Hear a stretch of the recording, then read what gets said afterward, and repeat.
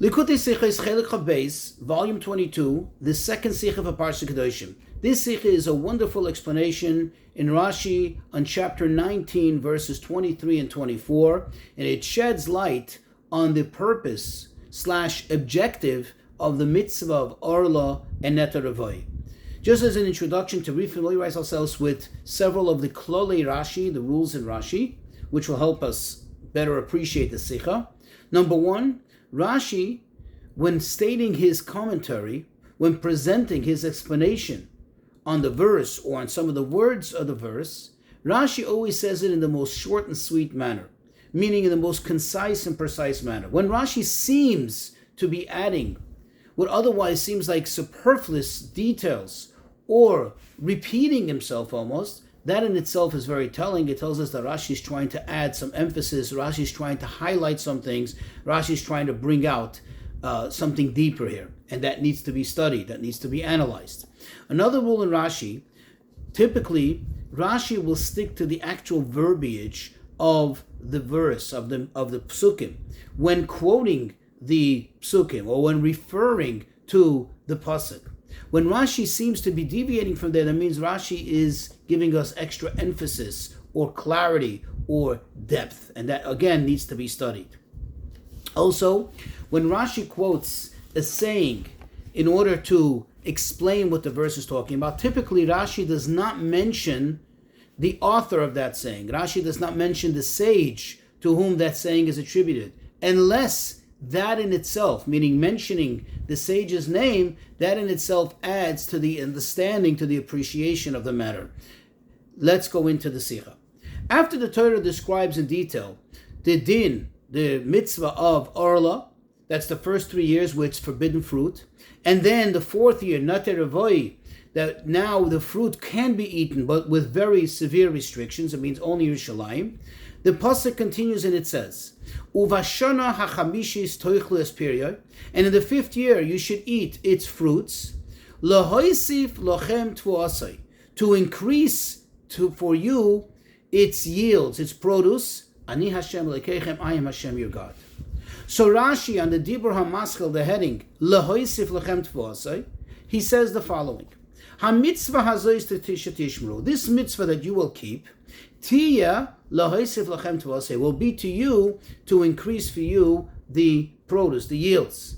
Shebischara, as a reward for it, ani mevorech lachem, I will bless to you, I meaning Hashem will bless for you, peiros hanetios, the fruits of the plantation, of the plantings. Then he continues and he says, Hoya Rabbi Akiva Omer. Rabbi Akiva would say, that Dibra always would say, Dibra Torah keneged litzar. The Torah always speaks against, or I should say in contrast, to counter the Yetzer Hara, the evil inclination. Shelo yomer Adam harei arba shonim ani mitztar b'chinam. That a person shouldn't say, well, look here, 4 years, I have all this tsar, all this discomfort, all this agony, chinam, for no reason. It seems to be, I'm working on the field, working on the trees. For 3 years I can't even eat it. Even in the 4th years I can only eat it with severe restrictions. Lefichach, says Rashi, therefore, Nemar, it says, Lahaisif lachem tvasei, Hashem is saying that this is in order to add for you, to increase for you in its produce. Now it's obvious that Rashi is coming to explain that the words in the pasuk, quote, Lahaisif lachem tvasei, to increase to you its yields, is not just a direct continuance of the words you should eat its fruit, period of the 5th years, but that to tell us that this is a reward of eating the fruits of the 5th years, but rather to tell us, Rashi is highlighting, is pointing out that this verse, this blessing of lahoisif lochem tvuasai, to add to you its yield, that is actually going on the entirety of the inyan, on the entirety of the matter, that this whole mitzvah and its sum total is for this purpose. But the question is, why does Rashi go into such a lengthy pirush, in such a arichus haloshin? So much detail. He could have said it in just very short and sweet words. He could have just said, this goes on the entire matter, and that's it. In other words, to eliminate any idea, any thought from what it seems in the verse, that it's just a continuation of the very final thing that was said, that it's going on the 5th year and the eating the fruits of the 5th year, and therefore Rashi could just eliminate that by saying this goes on the entire subject and the entire matter. That's one question. Another question is, why does Rashi have to go into this lengthy explanation and say this mitzvah that you will keep will be in order to increase for you the yields, meaning that in its reward, in the reward of fulfilling this mitzvah, I am going to bless for you the peiros hanetiyos, the fruits of the plantation. Why does Rashi have to go into this lengthy thing? He could have just said, this is going on the whole matter to tell you that everything will be blessed, or that I'm going to bless all the yields. Why go into this lengthy explanation, which seems to be going back and forth? Another few questions. Rashi doesn't say in reward of the mitzvah, which is obvious which mitzvah we're talking about. This is talking about the mitzvah which has just been discussed, the mitzvah of Arla, the mitzvah of Netarevoi. But rather, Rashi says, ha-mitzvah hazois, he emphasizes this mitzvah. What is he adding with this? Why do you have to say this mitzvah? This mitzvah as opposed to what? This mitzvah to counter what else? What other mitzvah? We're talking about this mitzvah. Another question is, Rashi says, that Hashem says, I promise you that I will increase peiros hanetiyos, the fruits of the plantation. Why did he deviate from the expression of the pasuk, which is tvuasai, its yields, which really seems to be meaning the same thing? Why does Rashi use a different expression? And then, of course, why does Rashi feel compelled to bring the saying of Rabbi Akiva? What exactly, or how exactly does this add to the understanding of this reward and of this mitzvah? And then, of course, why does Rashi have to mention Rabbi Akiva's name and say quoted in the name of Rabbi Akiva? Moreover, not just does he say Rabbi Akiva Omer, but he says Hoya Rabbi Akiva. Rabbi Akiva would say. Why is it important to know that he always would say this, as this is something that was common? Now, if we take a closer look at the actual saying of Rabbi Akiva, which Rashi quotes, there's also some questions that could be asked. You see, this is not the only mitzvah in the Torah, which the Torah gives us an understanding of what the reward will be. And the Torah tells us that this and this mitzvah yields such a reward. There are many mitzvahs in the Torah, or enough mitzvahs in the Torah that mention the reward. Over there, Rashi doesn't say anything about, quote, the Torah speaking against or in order to counter the Yetzer Hara. The Rashi doesn't say it.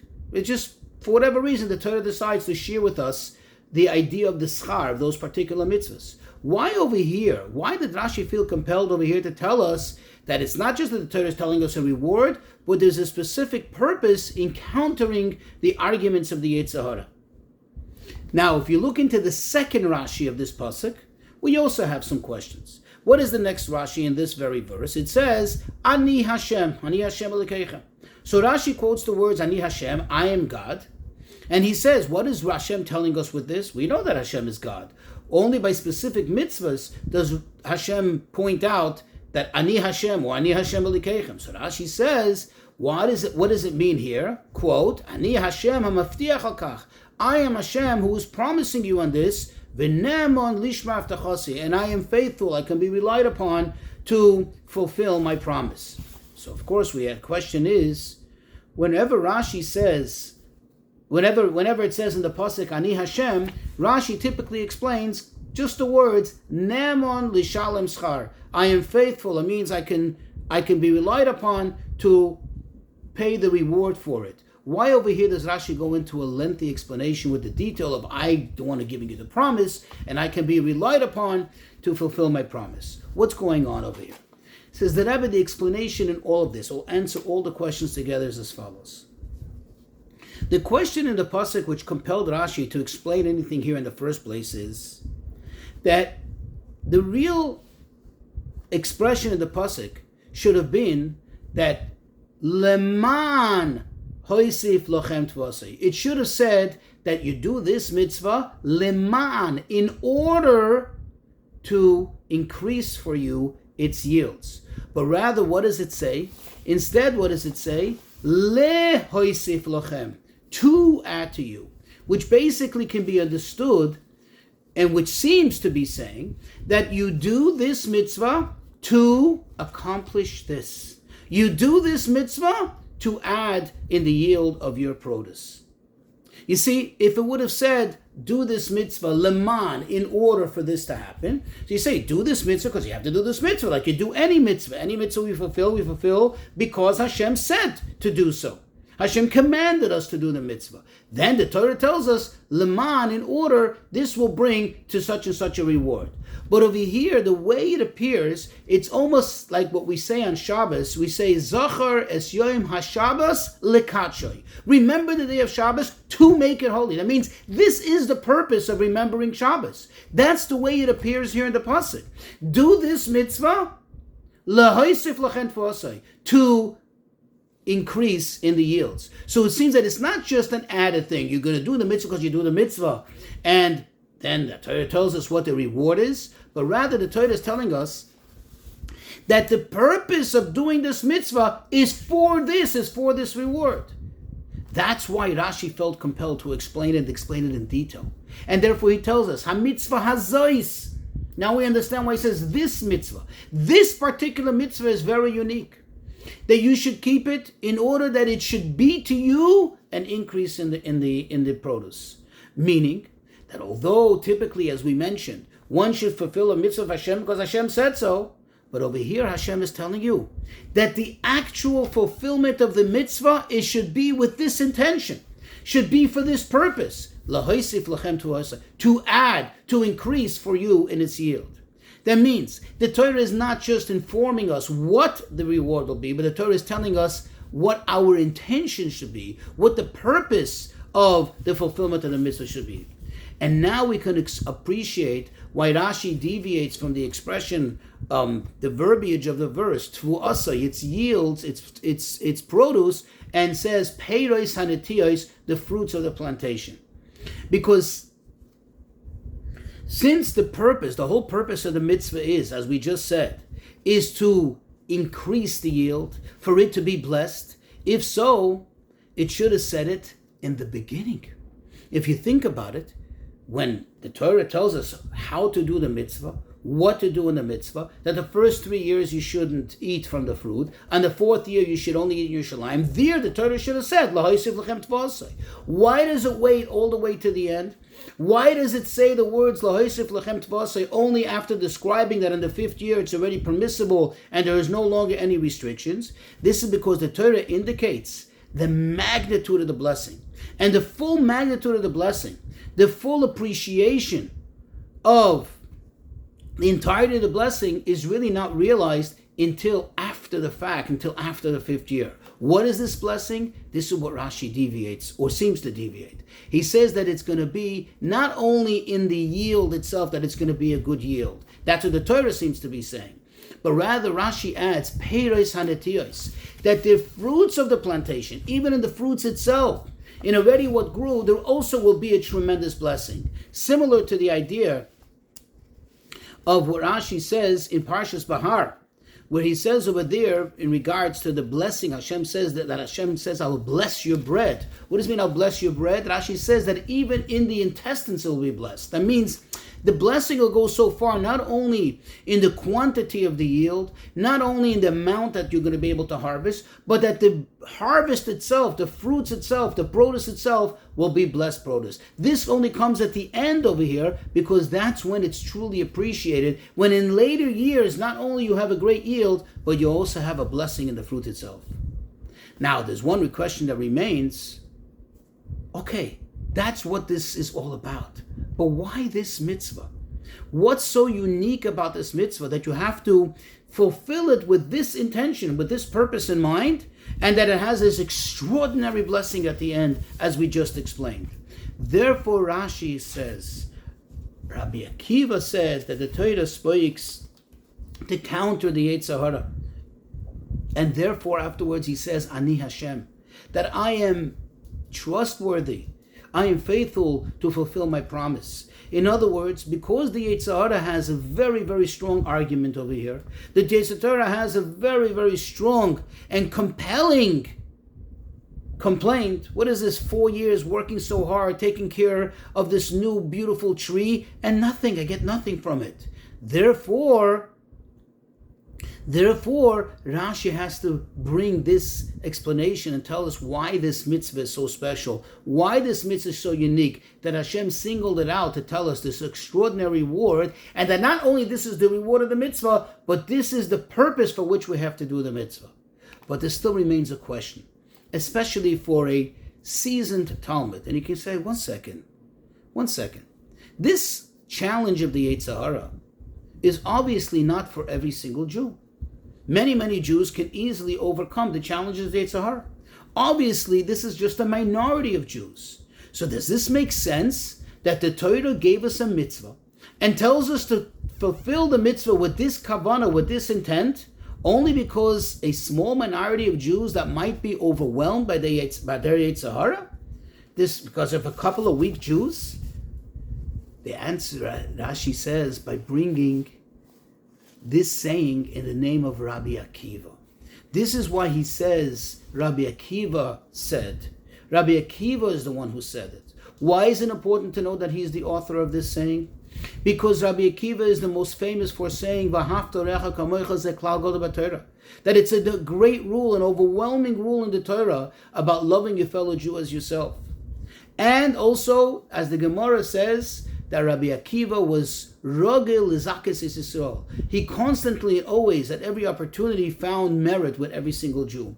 In other words, because this is in the name of Rabbi Akiva, it helps us understand why, even though this is just addressing the problem of a minority of Jews, a couple of weeks Jews that might be overwhelmed by the Yetzer Hara, but still, it explains why every single Jew now has to behave in this manner. Every single Jew has to be concerned about this, and therefore the Torah made it as a primary focus of this mitzvah, as the primary kavanah of this mitzvah, in order to take care of even those few Jews that are maybe not on the highest of levels, but v'ahavta l'recha kamocha. That this is, you have to find that Jew, and it should be on your level, it should be like you. And here's where Rashi adds the word Hoya Rabbi Akiva Eimer. Rabbi Akiva would say. Why is it important that he would say? Why is it not enough to say Rabbi Akiva said? What does it mean he would say? The answer is, the Rebbe explains in a wonderful idea here. The whole existence of Rabbi Akiva as Rabbi Akiva, the whole success of Rabbi Akiva in Torah is actually very similar and very parallel to this whole concept that we're dealing with here in this mitzvah. You see, what is this mitzvah? That in the first 4 years, in the beginning, it almost seems like everything is for naught. There isn't really anything there. And then you need the motivator. You need that promise of reward, and then you have that ultimate blessing. Rabbi Akiva had a very, very similar circumstance. The first 40 years of his life was empty. And then later he became motivated to learn Torah. How did he become motivated to learn Torah? What compelled him to go and learn Torah? So we know that he was promised, quote, a reward. What was the reward? That his wife, the daughter of this very, very rich man, she said to him, I will agree to marry you only on condition that you go learn Torah.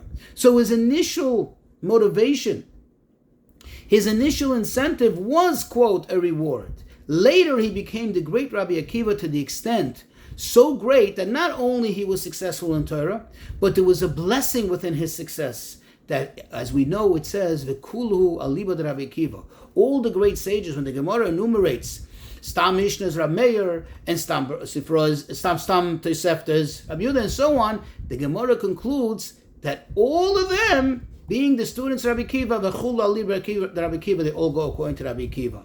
And therefore, Rashi adds, Hoya Rabbi Akiva. Because this is not just something Rabbi Akiva said, but this was his being. This is what he stood for because he experienced it.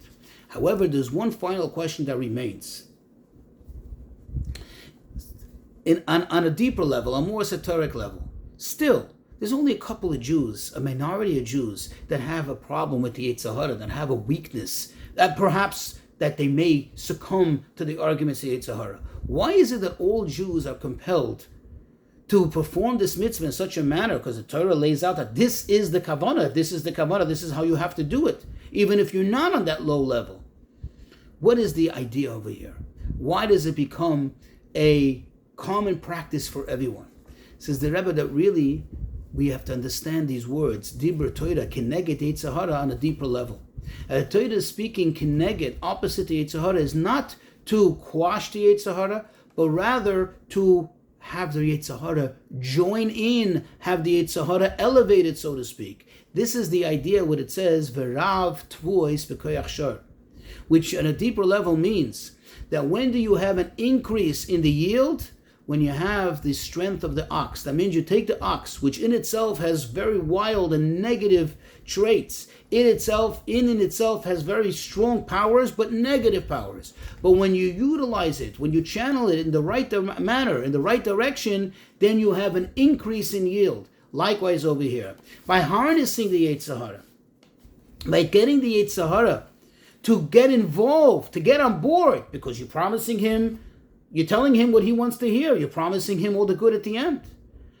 That is something that adds to the Kedusha, that adds, and therefore it intensifies the Kedusha. How does it happen? Why this mitzvah specifically? Because normally, in order to harness the Yetzer Hara, in order to subdue the Yetzer Hara, and then later harness it for good, it involves pain. It involves tsar. Even when the Yetzer Hara wants to go along, but it has to go against its own nature. It has to subdue itself. It has to submit itself. That in itself is inherently a tsar, that is pain.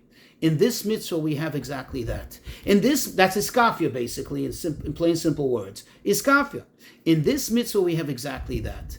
That the first 4 years, even if you're doing it willingly, it still involves some pain. It involves the submissions of one will. It involves that one bends his own desire to see profit, his own desire to see benefit, and go along with the mitzvah and stay the course in order to reach that end result of the good that will be there. This is why this mitzvah is inherently the one where Dibra Torah Keneged Yetzer Hara.